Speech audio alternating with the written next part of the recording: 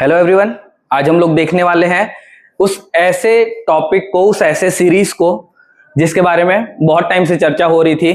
ये new academy का core foundation था हमारा, जिसके ऊपर पे हम लोगों ने इस पे काम करना स्टार्ट किया था जब जून पे बात हुई थी। ठीक है, सबसे पहली बार आप लोगों ने देखा होगा कि व्यापम का क्वेश्चन मतलब एक वीडियो लाया था मैं, जिसमें मैंने बोला था कि लगातार एग्जाम अगर व्यापम का कोई सा भी हो रहा है उसमें मैं बुक्स नहीं पढ़ पा रहा हूं, लेकिन फिर भी मुझे एग्जाम तो निकालना ही है। उस एग्जाम को निकालने के लिए एक तरीका निकाला था मैंने। वो तरीका क्या था? मैंने सारे क्वेश्चन को रीड किया, नियर अबाउट 1000 to 1500 करीब मैंने क्वेश्चन पेपर देखा।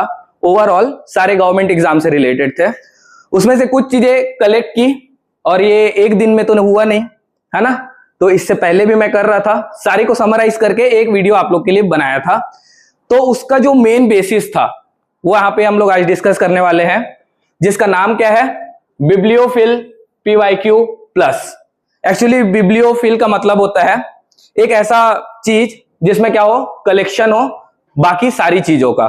ठीक है, तो ये जो आपको कोर्स मिलने वाला है, जिस कोर्स के बारे में बहुत टाइम से चर्चा हम लोग कर रहे थे कि ये आने वाला है, उसमें क्या करने वाले हम लोग थीम्स को पकड़ेंगे जो कि 2024 से 26 तक जितना भी एग्जाम हुआ होगा, ठीक है, उसमें कोई थीम लगातार रिपीट हो रहा होगा, उसको एनालाइज हमने किया है। हमको पता है कि कौन सा टॉपिक रिपीट होने वाला है, तो वो रिपीटिशन को चेक करेंगे और उससे क्या क्या सवाल आए हुए हैं और कैसे हम लोगों ने उस सवाल को प्रेडिक्ट किया था कि अगला पेपर में यही सवाल आएगा, उसके बारे में हम लोग डिस्कस करेंगे कि एक्चुअली वो एनालिसिस हुआ कैसे था। इससे आप लोगों को पता चल जाएगा कि बिब्लियोफिल कोर्स में हम लोग क्या करने वाले हैं। आज का आपको वीडियो मिलने वाला है पूरा का पूरा, है ना। आप इसमें देख के अपना नॉलेज को चेक कर सकते हैं। इसके बाद जितना भी वीडियो रहेगा वो आप लोग को मिल सकता है केवल हमारे ऑनलाइन सीरीज पे, हमारे ऑनलाइन ऐप में। उस ऑनलाइन ऐप का नाम है न्यू एकेडमी ऑनलाइन क्लासेस। ठीक है, तो चालू करते हैं बिना टाइम वेस्ट किए। ठीक है, देखते हैं आज का जो थीम है वो है रिवोल्ट ऑफ 1857, दैट इज विद्रोह ऑफ 1857 का ग्रेट रिवोल्ट जिसको बोला जाता है। ठीक है, तो देखते हैं हम लोग ने पहला क्वेश्चन जो मुझे देखने को मिला था, जहां तक मुझे याद आ रहा है 2025 के किसी एग्जाम में था जहां से मैंने इसको कलेक्ट किया था। उसमें क्या पूछा हुआ था, 4 नाम दिए थे 1857 के रिलेटेड लीडर्स का। उसके साथ में क्या दिया हुआ था, वो कहां से इस विद्रोह को लीड कर रहे थे। ठीक है, पहला जो सवाल दिमाग में आना चाहिए था वो क्या आया कि ये तो मिल जाएगा, मान लेते हैं ये 4 जगह जो दिए हुए हैं इससे सवाल बन गया है। ठीक है, अगला सवाल अगर इसको बनाना है तो मेरे पास और कुछ जगह होंगे, उससे सवाल बनेगा। ठीक है, तो उसको मैंने कलेक्ट किया, मान लेते हैं बरेली, कानपुर, लखनऊ और इलाहाबाद जो सवाल था उसको एक तरफ रख देते हैं साइड में। अभी और अगर बनना है तो कहां से बन सकता है? दिल्ली, जगदीशपुर, झांसी और ऐसे ही और कुछ जगह हैं, उसको और दूसरे स्लाइड्स हैं उसमें दिखाऊंगा, क्योंकि अगर यहां पे ही रख देता तो बहुत ज्यादा हौच पौच हो जाता। दूसरा सवाल आया, अगर इन नाम को दिया है तो इससे रिलेटेड और भी कुछ नाम होंगे। ठीक है, तो नामों को देखे तो हम लोग को समझ में आया कि ये बहादुर शाह जफर, नाना साहेब, कुंवर सिंह, रानी लक्ष्मीबाई, तात्या टोपे, बेगम हजरत महल, ये सब भी कुछ इंपॉर्टेंट नाम होंगे। ठीक है, एक चीज और, अगर इन 2 चीजों को पूछा हुआ है तो एक और क्या चीज बन सकता है इससे, कि सप्रेस हुआ होगा। मतलब क्या है, उसका दमन किया था, विद्रोह का दमन हुआ होगा, तो उसमें भी कुछ नाम है, तो वो नाम भी होना चाहिए हम लोग के पास। ये सारे नाम वही हैं। ठीक है, ये कनेक्ट कैसे होंगे ये धीरे धीरे करके आपको दूसरे स्लाइड्स में पता चलते जाएगा, जैसे जैसे हम लोग वीडियो को आगे बढ़ाते जाएंगे। ठीक है, अब देखते हैं सारा चीज की सिनेरियो को डेवलप करते हैं। 1857 का रिवोल्ट है, हमारे पास होना चाहिए जगह, हमारे पास होना चाहिए लीडर, हमारे पास होना चाहिए क्या? सप्रेसर। पहला लेवल में इतना ही पकड़ते हैं। ठीक है, पहले लेवल को जब हम लोग पकड़ते हैं तो ये समझ में आता है, दिल्ली में थे बहादुर शाह जफर, कानपुर में थे नाना साहेब, जगदीशपुर में थे कौन? कुंवर सिंह, झांसी में थे रानी लक्ष्मीबाई और साथ में उनके कंपोनेंट तात्या टोपे। ऐसे ही लखनऊ में कौन था? बेगम हजरत महल। इन नामों को देख के अगर मुझे एग्जाम में सवाल को सॉल्व करना होता, मैं पहले कौन कौन से नाम को ढूंढता। मान लेता हूं बेगम हजरत महल मुझे दिख रहा है, मैंने पहले ही ये नोट बना के रखा हुआ है क्या, कि अगर ऐसा कोई सा सवाल आया मैं सबको एक ही जगह रख लूंगा, तो क्या हो गया, लखनऊ में मुझे क्या मिल गया? बेगम हजरत महल। सीधा मैं यहाँ पे खत्म करूंगा काम को, 1 3 सब में दिया हुआ है, तो ये हमारे कोई काम का नहीं है। ठीक है, अगला देख लेते हैं और क्या बोल रहा है ये, खान बहादुर खान बरेली हम लोगों ने लिख के रखा है क्या, यहां पे नहीं है, दूसरे में देख लेंगे। ठीक है, मौलवी लियाकत अली भी नहीं है, लेकिन नाना साहब है हमारे पास। नाना साहब कहां पर थे, कानपुर में। क्लियर है, अगर मुझे 2 मिल गया दैट इज एक है डी, डी का कौन सा आ रहा है अपने पास 2, डी का 2 एक ही में है, काम खत्म। क्या मुझे सब चीज जानने की जरूरत था, कौन सा होगा कहां पे होगा, नहीं, लेकिन मेरे पास वो एक बैक ऑफ द माइंड था, क्योंकि सवाल को देख के इतना समझ में आता है कि सवाल क्या पूछने वाला है। ठीक है, ये एक लेवल में ये आंसर खत्म हो गया, कोई प्रॉब्लम नहीं है इसमें। दूसरा लेवल क्या जाएगा इसका, अब जब इन लोग को पकड़ा गया तो बरेली में कौन थे सब प्रेशर, ये पूछ सकता है। कानपुर में कौन था, लखनऊ में कौन था, इलाहाबाद में कौन था। इलाहाबाद बहुत कॉमनली नहीं पूछा जाता है, ठीक है, तो उसको साइड में रखते हैं। लेकिन अगर इलाहाबाद ऑप्शन में डाला है, इसका मतलब क्या है, नॉन प्रोमिनेंट को भी पूछ रहे हैं, तो नॉन प्रोमिनेंट भी चाहिए हमको। टैकल कैसे करेंगे, ये वाला सेक्शन, अदर अनकॉमन पर्सनालिटीज। ठीक है, जो कि अनकॉमन है, कौन कौन है, अजीमुल्ला खान, देवी सिंह, कदम सिंह, शाहमल। ठीक है, सब का रीजन भी मैंने लिख के रख लिया था। काम यहीं पे खत्म हो जाता है क्या, नहीं, एक लेवल और है। किसी और एग्जाम में पूछा गया था कि ये सारी चीजों में कौन है, कौन ऐसे क्या बोलना चाहिए, पर्सनालिटी है या फिर लीडर है जो कि भाग के कहां पहुंच गए थे, नेपाल, बेगम हजरत महल और नाना साहब। क्लियर है, क्या ये पूरा का पूरा चार्ट एक ही जगह में सारी चीज को समराइज कर सकता था, कर सकता था, इसी हिसाब से ये बना हुआ था। क्या ये एक दिन में बन गया, नहीं, इसको बनाने के लिए क्या बहुत टाइम लगा। तो क्या ये आप लोग अभी कर सकते हैं अगर एग्जाम आपका पास में है तो, नहीं, करेगा कौन, हम कौन है, टीम न्यू एकेडमी। ठीक है, हम टीम न्यू एकेडमी के थ्रू आप लोग को यही प्रोवाइड कराना चाहते हैं कि आपको ज्यादा परेशानी मत हो किसी चीज को ढूंढने में। ठीक है, हम आपके साथ अभी जीएस सेक्शन को लेके चल रहे हैं, हो सकता है धीरे धीरे हम हिंदी को भी लेके आए, धीरे धीरे मैथ्स को लेके आए, इंग्लिश को लेके आए, क्योंकि कहीं ना कहीं कोई सा भी एग्जाम हो, वहां पे एग्जामिनर का माइंड सेट पक्का क्लियर रहता है कि मुझे अगर एक क्वेश्चन यहां देना है तो दूसरा क्वेश्चन मैं कहीं और डालूंगा। ठीक है, तो ये उसी बेसिस पे बना हुआ है। आगे स्लाइड देखते हैं और क्या क्या मिलता है हम लोग को। ये तो एक सवाल हो गया, अगले सवाल पे चलते हैं। अगला सवाल पूछता है कि रिवोल्ट ऑफ 1857 के बारे में एक कोई सा कथन दिया हुआ है। ठीक है, कथन किसी के भी बारे में हो, है ना, कुछ भी पूछा रहे, हम लोग को उससे कोई मतलब है क्या, नहीं, पहली बार में तो नहीं। लेकिन ये चारों ऑप्शंस हमारे लिए बहुत ज्यादा जरूरी हो जाएंगे। क्यों जरूरी हो जाएंगे, एक का तो आंसर होगा, इसका आंसर वैसे जस्टिस मैकार्थी है। जो सवाल है वो आप लोग देख सकते हैं, इसको आपके प्रीवियस ईयर के क्वेश्चन पेपर में भी आप जाके इस सवाल को पूरा पूरा पढ़ सकते हैं। जानबूझ के यहाँ पे मेंशन नहीं किया है मैंने कि कौन से पेपर में पूछा है। ठीक है, एक कोई सा भी कथन है, एक स्टेटमेंट हम लोग को मिल गया जस्टिस मैकार्थी का। ठीक है, लेकिन बाकी तीनों ने भी तो कुछ बोला होगा, उन तीनों को भी एक जगह लिख के रख लेते हैं हम लोग। ये चीज मैंने करके रखा है। ठीक है, मैंने क्या किया, सर जॉन लॉरेंस जो थे, एक्चुअली ये वायसरॉय बनेंगे थोड़े टाइम बाद में, तो उनका ईयर वगैरह भी मैं लिखूंगा, है ना, आगे वाले स्लाइड में वो भी देखने को मिलेगा। ठीक है, जेम्स आउटराम ये हिस्टोरियन है, ब्रिटिश हिस्टोरियन, उन्होंने कुछ बताया है तो उनका भी एक लाइन है। वैसे ही फ्रेडरिक रॉबर्ट्स, इनका भी एक लाइन है। ठीक है, आपको देखने को मिलेगा कि ये सवाल अभी फिर से पूछा जाएगा। ठीक है, जिसमें अब ये नाम न देके क्या देंगे, वो इनवर्ड्स को। ठीक है, इनवर्ड्स को जब देंगे तो अब आप लोग कंफ्यूज हो जाओगे कि कौन दिया है कौन नहीं दिया है। हमारे पास तो एक आउटलाइन ऑलरेडी रेडी है ना, समझ रहे हो क्या बोल रहा हूं मैं।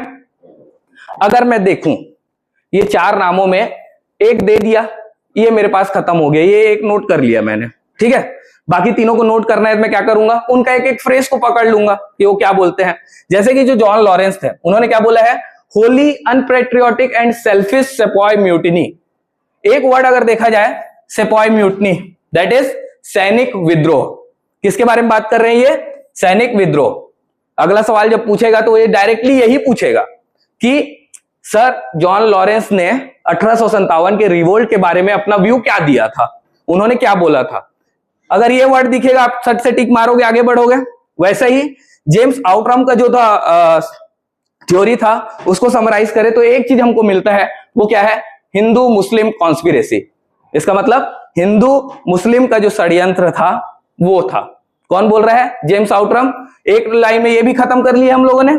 इसके अलावा जो फ्रेडरिक रॉबर्ट्स थे, a military outbreak fuelled by specific grievances like the grease cartridge. जैसा कि आप लोग को पता है, जब ये 1857 का क्रांति हो रहा था, उस टाइम पे जो मेन वजह था वो ये था कि जो सिपाही थे उन लोगों को बोला जाता था कि एक कोई सा गन आया था, मान लेते हैं असलाहा। वो असलाहा जब आया था उसको क्या करना होता था? मुंह से छील के निकालना पड़ता था। उसमें दो टाइप के कंपोनेंट थे, एक पिग का, एक काऊ का, और दोनों एक दूसरे से प्रोहिबिटेड था। उसी से रिलेट करके ये चालू हुआ था, दैट इज सैन्य दृष्टिकोण। मतलब जो सिपाही है वो क्या सोच रहे हैं उसके बारे में किन्होंने बात किया था? That is Frederick Roberts. Clear है? ये वर्ड्स को बस ध्यान में रखेंगे। इसके अलावा अब ये तीन तो पूछ लिया, मैं क्या करूंगा? मैं जाऊंगा गूगल के पास, नहीं जाऊंगा तो मैं जाऊंगा किताबों के पास, और किताबों से पूछूंगा कि भैया और कोई सा है क्या जिन्होंने कुछ और बोला होगा, है ना। मैं सवालों को देखते गया, मुझे दो लाइन और मिल गया। कौन सा? टी.आर. होम्स और बेंजामिन डिज़राइली का। ठीक है, जो टी.आर. होम्स थे वो बोलते हैं सिविलाइजेशन और बार्बरिज्म के बीच में ये एक क्लैश था। ये स्टेटमेंट भी आपको अभी नेक्स्ट क्वेश्चन में देखने को मिलेगा ना, इसीलिए ये वर्ड यहां पे लिखा हुआ है। ऐसा ही बेंजामिन डिज़राइली का भी आपको देखने को मिलेगा, a national revolt rather than a sepoy mutiny. मतलब सिर्फ सैनिक विद्रोह ना होके ये क्या था? एक राष्ट्रीय विद्रोह था। ऐसा बोलना किनका था? बेंजामिन डिज़राइली का। क्लियर है? समझ में आया मैं बोल क्या रहा हूं? ये समझो। बात ऐसा है, अगर मेरे को ऑप्शन में दिया है तो क्या ये स्टेटमेंट और ये आंसर ही सिर्फ मेरे लिए जरूरी है, या फिर मेरे लिए और क्या जरूरी है? ये तीन नाम जो है ये कौन थे और ये क्या बोल के गए हैं, क्योंकि इनसे भी सवाल बनेगा, तभी सवाल फ्रेम हुआ है। ठीक है, एग्जामिनर को माइंडसेट को पकड़ते हैं। अब एक चीज और, ये जो जस्टिस मैकार्थी था ना, ये अनकॉमन पर्सन है, ठीक है, जिसके बारे में जनरली लोग सुनते नहीं है। तो हमको एक और क्लू का मिल गया कि ऐसे अनकॉमन पर्सन को ढूंढे जो कि इसके बारे में और बात किए हो। ठीक है, तो मुझे और कौन कौन मिल गया? R C Majumdar, V D Savarkar, S N Sen. पहला चीज इंपॉर्टेंट क्यों है ये? क्योंकि ये तो पहली बात इंडियन है। इंडियन है मतलब पूछेगा तो सही, तो बोला कुछ तो होगा, है ना। तो वीडी सावरकर साहब ने क्या बोला था? First war of national independence. क्या जरूरी है ये सवाल पूछा जाना? अभी नहीं तो कभी, लेकिन पूछा जाएगा। जैसा कि आप अगले किसी स्लाइड में देखोगे कि ये सवाल पूछा हुआ है। ठीक है, मैं कब की बात कर रहा हूं? कौन सा एग्जाम की? 2024 से लेकर 26 तक जितना भी एग्जाम हुआ होगा, अगर उसमें 1857 का पूछा गया है कोई सवाल, तो वो बनेगा ऐसे ही। ठीक है, इससे बाहर तो जाना नहीं है। ठीक है, ऐसे ही आरसी मजूमदार क्या बोल रहे हैं? Neither first nor national nor a war of independence. Clear है? ऐसे ही एसएन सेन जब बोलते हैं शुरुआत हुआ था इनका रिलीजन से, लेकिन खत्म हुआ कैसे? As a war of independence. Clear है? समझ में आ गया? कितना पर्सनालिटी हम लोग को याद रखना पड़ेगा? John Lawrence, James Outram, Frederick Roberts, T R. Holmes, Benjamin Disraeli, R C Majumdar, V D Savarkar, S N Sen. Clear है? अगर एक जगह कलेक्ट करके रख लोगे तो 2 नंबर कहीं नहीं जाएगा, अगर कलेक्ट नहीं करोगे तो पक्का है कि 2 नंबर चले जाएगा। ठीक है, तो देखते हैं अगला सवाल। अब अगला सवाल है थोड़ा सा छत्तीसगढ़ से रिलेटेड। क्या 1857 छत्तीसगढ़ में भी इसका इंपैक्ट पड़ा था? पहला सवाल तो खुद में होना चाहिए, अगर हुआ था तो उसको भी एक ही जगह कलेक्ट करके रखे ना। क्लियर है? तो ऐसा अगर हम लोग देखें, पहला चीज होना चाहिए दिमाग में कि जो लोग एलिमिनेट हो सकते हैं उनको तो पहले खत्म करें। ठीक है, जैसे कि गुंडाधुर, भूमकाल का रिवोल्ट 1910, कामकनी है। पहले तो ऑप्शन को खत्म कर देते हैं। के जहां जहां पे है, के गया, बच गया 2, जे एल एम और जे और एम। क्या क्या बोल रहा है? हनुमान सिंह और वीर नारायण सिंह। ठीक है, जिन लोगों ने छत्तीसगढ़ को पढ़ा होगा उनको ये पता है कि वीर नारायण सिंह तो 100% आएंगे। ठीक है, और जो हनुमान सिंह है क्या वो भी आएंगे? रिलेटेड है क्या? क्योंकि ऑप्शन में और कुछ बचा नहीं है, हमारे पास एम दिया हुआ है, मतलब हम लोग ये मान के चलते हैं कि 1857 के रिवोल्ट के टाइम पे ये भी रहे होंगे। अगला सवाल आता है कि जो वीर सुरेंद्र साय थे क्या ये जुड़े हुए हैं? तो जिनको नहीं पता है उनको मैं बता देता हूं। जो सुरेंद्र साय थे वो संबलपुर रिवोल्ट से रिलेटेड है, 1857 से 1864 के बीच में जो चला हुआ था। और ये कौन थे? संबलपुर के जमींदार। एक ही जगह रख लिया तो ये क्या मेरे को अगले एग्जाम में काम आएगा? जब भी कोई एग्जाम में पूछेगा, अगर सुरेंद्र साई को पूछा रिवोल्ट से रिलेटेड है या नहीं, या फिर क्या काम किया है क्या नहीं किया है, खत्म हो जाएगा यहीं पे। ये हो गया डन, ठीक है। गुंडाधुर अगर ऑप्शन में डला है, मतलब ऑप्शन में है, तो उससे बारे में हमको कुछ तो पता होना चाहिए, है ना। तो मैंने क्या किया, वीर गुंडाधुर, भूमकाल रिवोल्ट 1910, इनके बारे में और कुछ कुछ थ्योरीज थी या फिर जो सवाल पूछे गए हैं, जैसे कि इनको बोला जाता है बस्तर क्षेत्र के जननायक, एक सवाल पूछा हुआ है कहीं पे। इसके अलावा सीजी के तात्या टोपे करके कहीं पे लिखा हुआ था, ठीक है। तो क्या ये भी मेरे लिए जरूरी है ना? जो चीज पूछ रहा है उसको एक ही जगह कलेक्ट करके रखना बहुत ज्यादा जरूरी है अगर आप लोग को सेलेक्टिवली रिवाइज करना है सारी चीजों को। तो क्लियर है।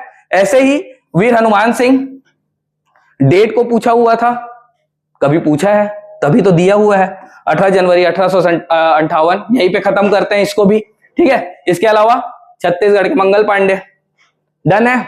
ऑप्शंस को भी सॉल्व करना सीखोगे तो ज्यादा बेहतर प्रिपरेशन होगा।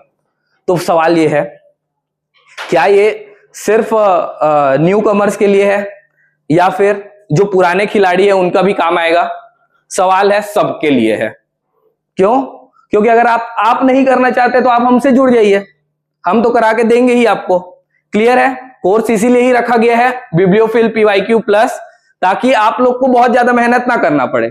उस मेहनत को साकार करने के लिए हम लोग हैं यहाँ पे, ठीक है। तो अगर आपको इस कोर्स के बारे में जानकारी चाहिए होगी तो आप हमारे नंबर पे कांटेक्ट कर सकते हैं, दैट इज 777-287-6191। क्लियर है। एक सेकंड ना, डन है, समझ गए। चलो अगला देखें फिर। अगला सवाल क्या है? फिर से वही 1857 की क्रांति। इस बारी क्या पूछ लिया, सीक्वेंस में जमा दो, कब से चालू हुआ किस में खत्म हुआ। तो हमारे पास क्या क्या चीजें होनी चाहिए थी। पहली बात तो चालू कब हुआ है, कौन इससे रिलेटेड राजा थे, है ना, कब चालू हुआ कब खत्म हुआ। मुझे इतना पता है कि मंगल पांडे ने क्या किया था, स्टार्ट किया था, है ना। और मंगल पांडे जी थे कहां से? बैरकपुर से, ठीक है। वहीं के किसी क्या बोलना चाहिए कंटिजेंट में काम कर रहे थे, वहीं से इसकी शुरुआत हुई थी। मैंने इसको पहले पकड़ा। कौन कौन सा ऑप्शन एलिमिनेट हो गया? ए और डी, ठीक है।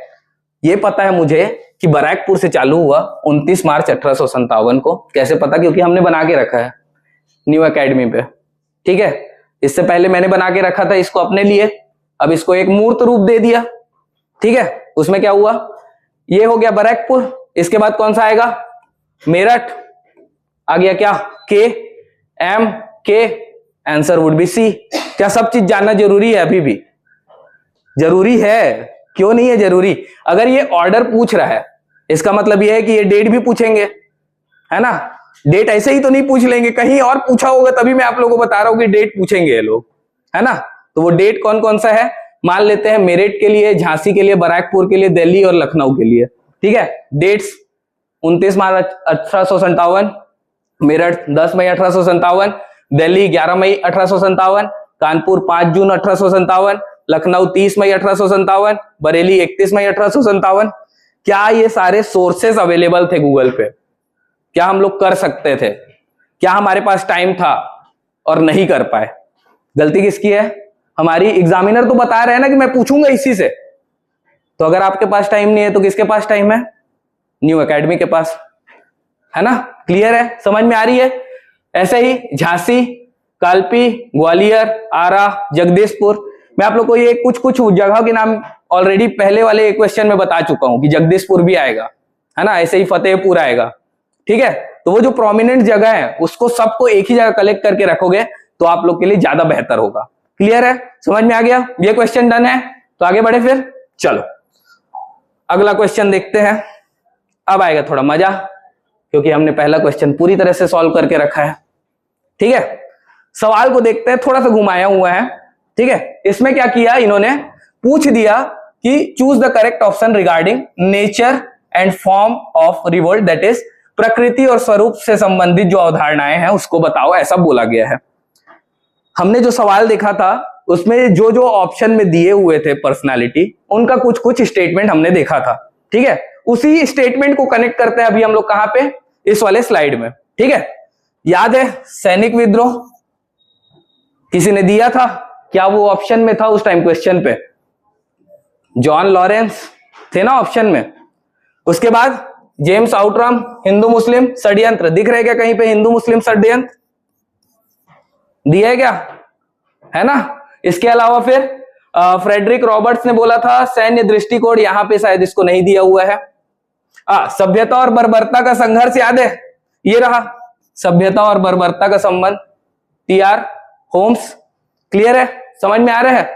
सवाल बनता कैसे है बस उसको समझो, बहुत आसान हो जाएगा जीएस को क्लियर करना, ठीक है। अब देखो हमको क्या क्या मिल गया, सैनिक विद्रोह, सभ्यता और बर्बरता का संघर्ष, अंग्रेजों के विरुद्ध हिंदू मुसलमानों का षड्यंत्र, ठीक है। एक बचा है प्रथम भारतीय स्वाधीनता आंदोलन। मैंने आपको बताया था कि एक अनकॉमन जो पर्सन था, कौन, मैकार्थी, जस्टिस मैकार्थी, उसको पूछा गया था। हमने क्या किया था, ढूंढ लिया था कि ऐसे और कौन कौन से अनकॉमन पर्सनालिटी है, उसमें से हमको एक पर्सनालिटी मिलता है बहुत अच्छे तरीके से, जिसका नाम क्या था, उसको अगर देखा जाए तो उनका नाम था हमारे पास वीडी सावरकर। याद है वहां पे भी वीडी सावरकर को देखा था, उनका एक स्टेटमेंट था first war of national independence, कहां पे पूछा हुआ है, एल। देखो क्या लिखा है, प्रथम भारतीय स्वाधीनता आंदोलन, पूछा है ना। मतलब क्या है, सबको एक जगह कलेक्ट करके रखोगे तो आसान हो जाएगा पढ़ना। डन है, समझ में आ गया पूरा चीज। आगे स्लाइड पे चले, चलो नेक्स्ट स्लाइड है एक और सवाल जो कि हम लोग पहले ही स्लाइड में खत्म कर चुके थे। क्या है वो स्लाइड है 1857 की क्रांति के दो महान नेता कौन थे जो बचकर नेपाल चले गए थे। है कोई तो है ना। दो लोग का नाम पता था हम लोग को, कौन कौन से, नाना साहेब और बेगम हजरत महल। खत्म है, अगर उस टाइम पे भी पता होता तो उड़ा दिए रहते अभी तक तो क्वेश्चन को, ठीक है। बाकी लोग से हमको कुछ काम ही नहीं है। लेकिन अब यहां पे है एक ट्रैप। क्या है वो ट्रैप, ये नाम दिख रहा है बेगम जीनत महल। क्या ये हजरत महल, बेगम जीनत महल सिमिलर सा नहीं दिख रहा है।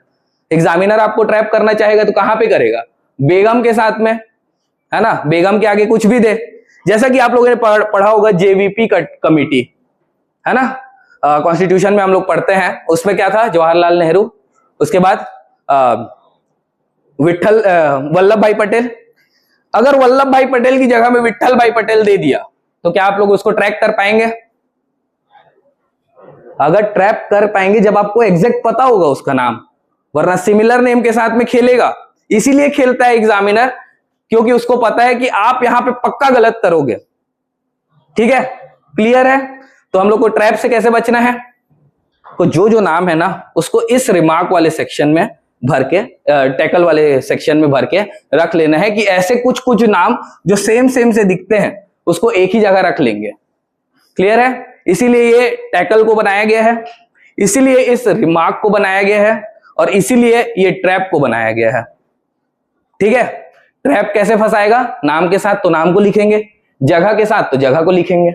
क्लियर है, याद रहेगा। चलो अगला देखते हैं। एक चीज मैं बताना भूल गया था, फर्स्ट स्लाइड में भी आप लोगों ने इसी को देखा होगा, ये सारी चीजों को, ठीक है।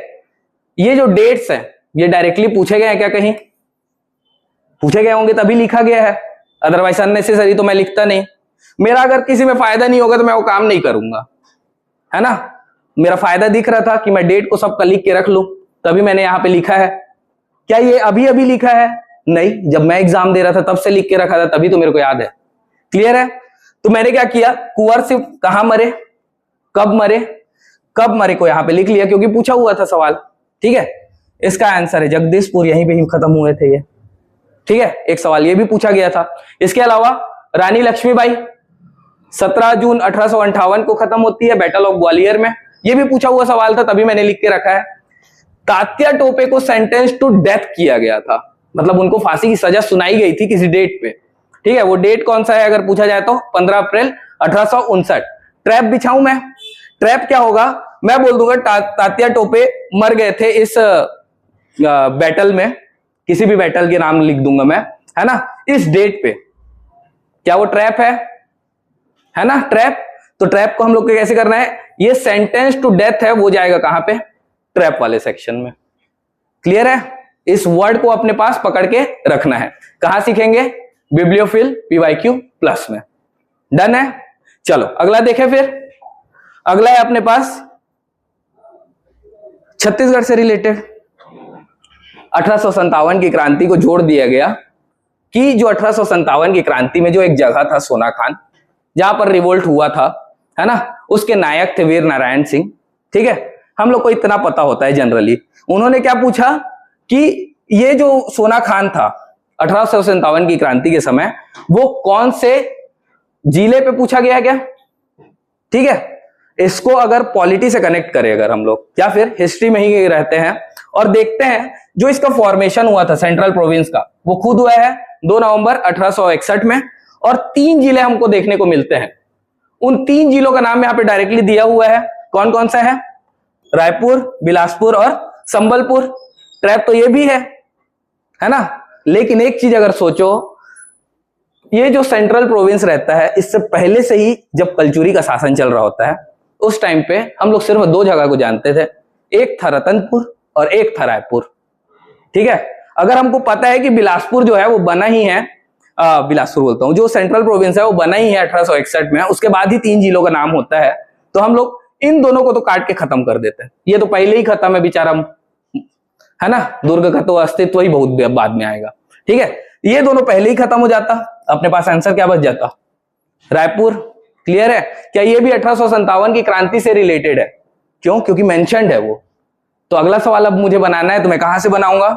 मैं पकड़ूंगा इस जमींदारी को, सोनाखान को, और पूछूंगा इसके नायक से रिलेटेड कोई सा सवाल। देखें और कोई सवाल। चलो ये फिर से आ गया, ये तो पहले ही देखा हुआ है, पहले ही स्लाइड में, है ना। ऐसा ही कुछ सवाल दिया हुआ था, मान लेते हैं जगह को चेंज कर दिया होगा, और कुछ ज्यादा तो किया नहीं था उसमें। ठीक है, यहीं पे ये भी खत्म हो जाए रहता, क्योंकि रिपीटिशन है ये तो, क्लियर देखा जाए तो। एक ऐसा सा कुछ हमने बनाया हुआ है जिससे आपको ये पता चल सके कि कौन से लोकेशन पे क्या क्या चीजें हुई है। ठीक है, ये आपको पूरा का पूरा स्लाइड को बना के रखा हुआ है।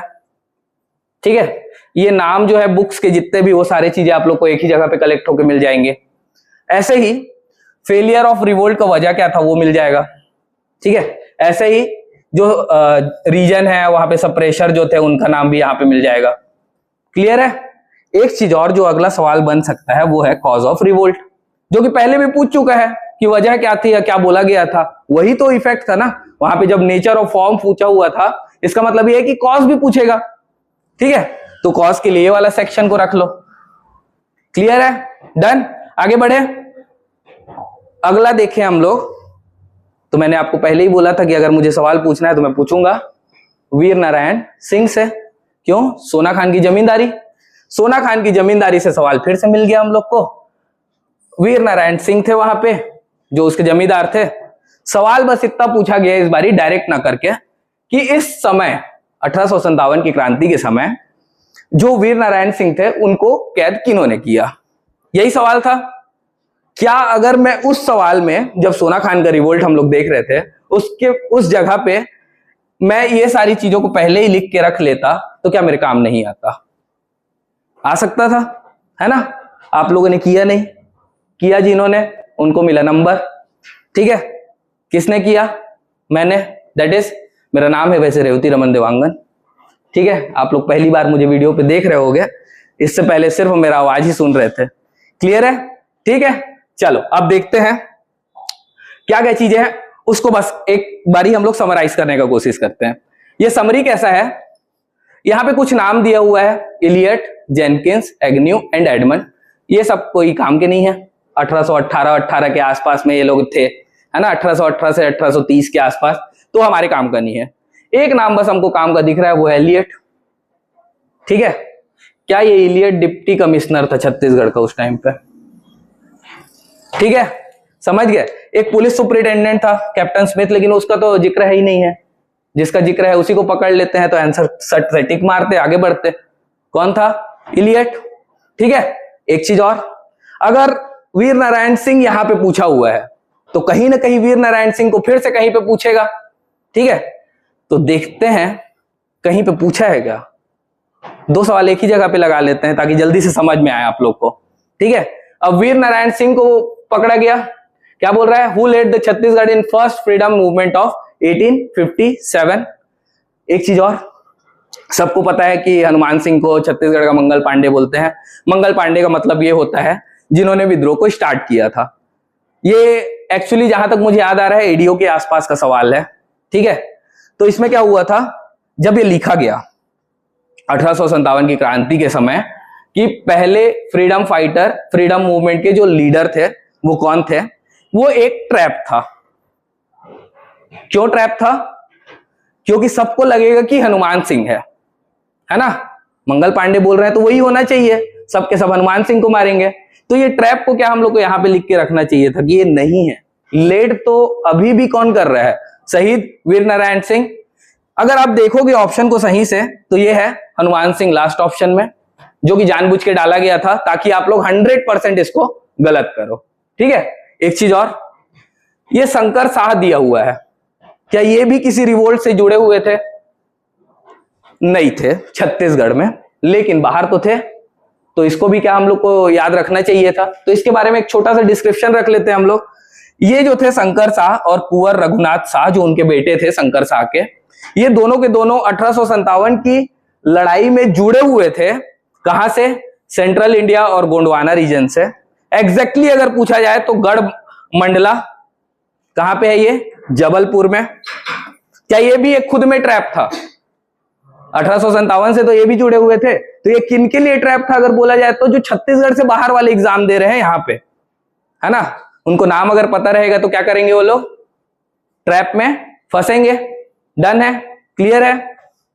अब क्या है अगला? ये भी हो गया खत्म। और कुछ जानना था इसमें? ये पूछा जाएगा बार बार, तो ये कहीं ना कहीं देख लेंगे। ठीक है, एक चीज मैं आप लोग को और बता दूं, ये पूछा गया था कि जय स्तंभ चौक किसने बनवाया था, रिनोवेट कराया था। क्यों पूछा गया था?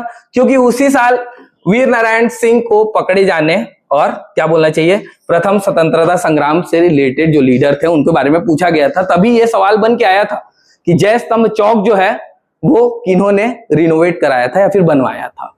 क्लियर है, याद रहेगा। आगे बढ़े, चलो नेक्स्ट देखते हैं। जॉन लॉरेंस हम लोगों ने देखा था क्या कहीं पे? पहला वाला जो स्लाइड था उसमें जो जॉन लॉरेंस थे वो खुद में एक सप्रेशर थे कहीं पे। ठीक है, यहां पे भी वो ऑप्शन में दिख रहे हैं क्या?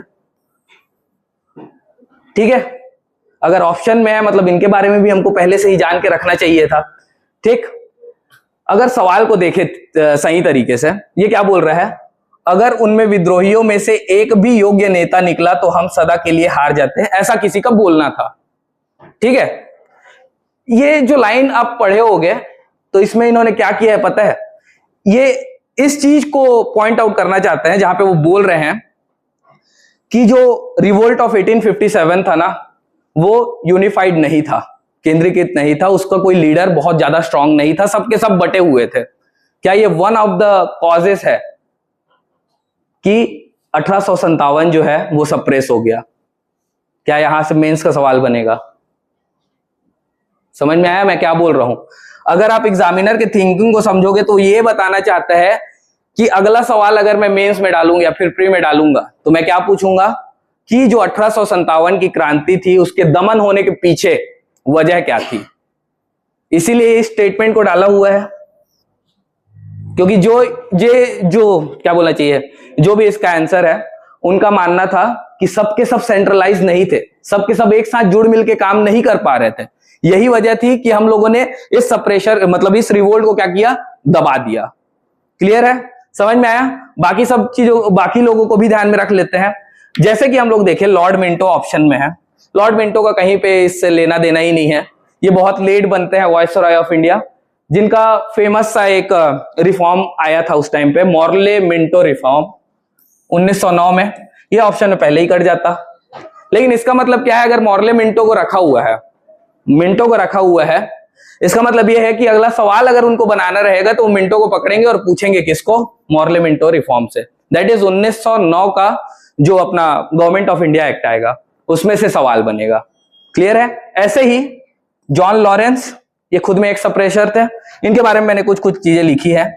ये कब वायसराय बने थे ये भी पूछा जाएगा आप लोग को, मतलब इसका भी एटलीस्ट सन को तो याद रखना पड़ेगा आप लोग को। साथ में जो ये क्या बोलना चाहिए, जॉन लॉरेंस थे, जब वो सप्रेशर बने थे, क्या वो उस टाइम पे वायसराय थे अगर पूछा जाए तो? वो खुद में एक ट्रैप है ना? तो उससे लिए हम लोग को क्या रखना चाहिए था, एक और नॉलेज उनसे रिलेटेड, कि वो ब्रिटिश एडमिनिस्ट्रेटर थे किसी रीजन के। ठीक है, समझ गया बात? किस समय पे? 1857 के रिवोल्ट के टाइम पे। ये सप्रेस कर दिए, इसीलिए इनको वायसराय बनाया गया थोड़े टाइम बाद में। बहुत टाइम बाद तो नहीं बनाया गया, क्योंकि 1864 से 69 में ही बना दिया गया। मतलब पावरफुल पर्सनालिटी तो रहा होगा। क्लियर है? ऐसे ही अगर देखें लॉर्ड डलहौजी, इसको ऑप्शन में जानबूझ के डाला गया था क्योंकि यही वो शख्सियत है जो लॉर्ड डलहौजी हैं, हड़प नीति वाले, जिनकी वजह से ये रिवोल्ट को आग मिली थी। अगला सवाल क्या बनेगा अगर पूछा जाए लॉर्ड डलहौजी से, तो वो बनेगा कि ये गवर्नर जनरल कब थे, इन्होंने कौन सी डॉक्ट्रिन दी है। इसके अलावा कि ये जो कॉज ऑफ 1857 का रिवोल्ट था उसके जननायक कौन थे। जो कॉज है उसका, मैं ये नहीं बोल रहा कि कौन विद्रोह किया है। समझ में आ गया बात? डन है। एक चीज और, ये एक पर्सनालिटी दिया हुआ है जनरल ह्यू रोस। ये कैसे पता चला कि ह्यू रोस भी पूछ सकता है क्वेश्चन में अगर बोला जाए तो? ये भी एक सप्रेशर है। ठीक है, मतलब ये भी दमनकर्ताओं में से एक है जो कि किसी जगह पे किए होंगे। मुझे इतना पता है कि ये कहां पे किए हैं, झांसी में। तभी झांसी में उन्होंने रानी लक्ष्मीबाई को लेके कुछ बोला है।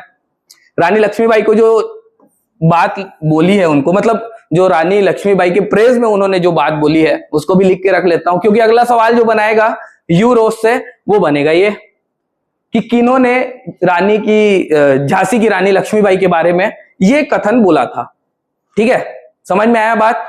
एक सवाल जो है वो खुद में 4 सवाल के बराबर होता है। 4 सवाल से 4 और सवाल बन सकते हैं। ये सारी चीजों को एक जगह पे कलेक्ट करके आप लोग रख सकते हैं क्या? हो सकता है पूरा? डन है। आगे बढ़े फिर, चलो अगला देखते हैं। फिर से वही बात, फिर से वही पूछ लिया। याद है हम लोगों ने क्या क्या पढ़ा था वहां पे? John Lawrence, James Outram, Frederick Roberts, T R. Holmes, Benjamin Disraeli. Option में देखो तो जरा क्या क्या है। Benjamin Disraeli, Lawrence Rees, T R. Holmes, James Outram and W Taylor. समझ में आया? क्या सवाल रिपीट हो रहा है? मैं कब की बात कर रहा, 2024 से लेकर 2026 तक, मतलब अभी एट प्रेजेंट जब अगस्त है, जब हम लोग इस वीडियो को रिकॉर्ड कर रहे हैं, तब तक जितना भी एग्जाम हुए हैं हम लोगों ने तो कई सवाल को पहले भी देख के रखा हुआ है कि इससे ये सवाल बनेगा तभी ये आंसर हम लोग को लेना है। समझ में आ रहा है मैं क्या बोल रहा हूं? L.E.R. रीस का एक स्टेटमेंट है, वो भी कहीं ना कहीं पे पूछा जाएगा, तो उसको भी देख के रख लो। ये मैंने पहले भी लिख के रखा है एक जगह पे। ठीक है, क्या बोला है इन्होंने? यह ईसाई धर्म के विरुद्ध धर्मांधों का एक युद्ध था। इंग्लिश में अगर बोला जाए तो वो पहले वाले में लिखा हुआ है, उसको आप लोग देख लेना। ठीक है, डन है। एक चीज और, बेंजामिन डिज़राइली का ये स्टेटमेंट था क्या? इन्होंने बात क्या किया है? सेपॉय म्यूटनी का, नेशनल रिवोल्ट का, मतलब एक राष्ट्रीयकृत विद्रोह था, ऐसा बोला था कि इन्होंने। बेंजामिन डिज़राइली ले यहां से हट गया। ठीक है, अगला देखते हैं। लॉरेंस रीस, इन्होंने तो धर्मांतरण के बारे में ही बात किया हुआ है, तो इसका कोई मतलब नहीं है, क्योंकि ये हिंदू मुस्लिम कॉन्स्पिरेसी के बारे में हम लोग को पूछ रहा है। इसके बाद टी.आर. होम्स, सभ्यता और बर्बरता के बीच में एक संबंध के बारे में बात किया है, मतलब ये भी नहीं है। बचा कौन? James Outram and W Taylor. तो अभी तक हम लोग जो जेम्स आउटरम को लेके चल रहे थे, यहां पे एक और नाम जुड़ जाएगा जिसका नाम क्या आ जाएगा? W Taylor. डन है? समझ गए बात को? क्लियर है? समझ में आ रहा है कि कैसे बन रहा है एक सवाल से अगला सवाल, और यहीं पे ये पूरा का पूरा 1857 का रिवोल्ट खत्म हो जाता है। अगला वीडियो जो आएगा, वीडियो तो अब वैसे भी पेड में जाएगा। अगर आपको परचेज करना है तो आप हमारे कॉन्टेक्ट नंबर पे कांटेक्ट कर सकते हैं, जहां पे आप लोग को कोर्स का पूरा डिटेल दे दिया जाएगा। अगर आप लोग को ये वीडियो पसंद आया हो तो आप लोग को बस एक काम करना है, जितना ज्यादा से ज्यादा हो सके वीडियो को लाइक करें, सब्सक्राइब करें चैनल को, और जितना ज्यादा से ज्यादा हो सके इसको शेयर करें, ताकि आप पढ़े, हम पढ़े, बढ़े दोनों के दोनों। ठीक है, क्योंकि कुछ चीजें आपके लिए है, कुछ चीजें हमारे लिए है, बढ़ना दोनों को है। So thank you very much, and दुआओं में याद रखना।